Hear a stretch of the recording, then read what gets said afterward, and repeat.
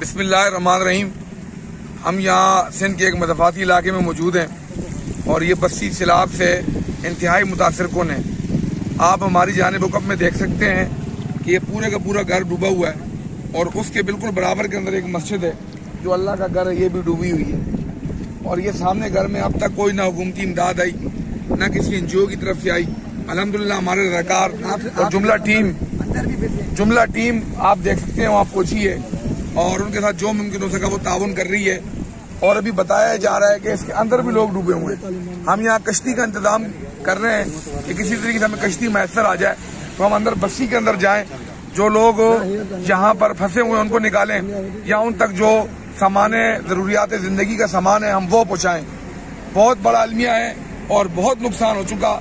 यहाँ पर अशद जरूरत है इस टाइम खैमों की, मच्छरदानियों की और खुद राशन की और अद्वियात। आप तमाम देखने सुनने वालों से गुजारिश होगी कि अहले खैर हज़रात, नौजवान तबका बिल्कुल सामने आए और अपना किरदार अदा करे और अहले सुन्नत वेलफेयर के मराकज़ और कैंपों पर ये अपनी इमदाद दे या हमारे ज़िम्मेदारान से रब्ता करे। बहुत बहुत शुक्रिया।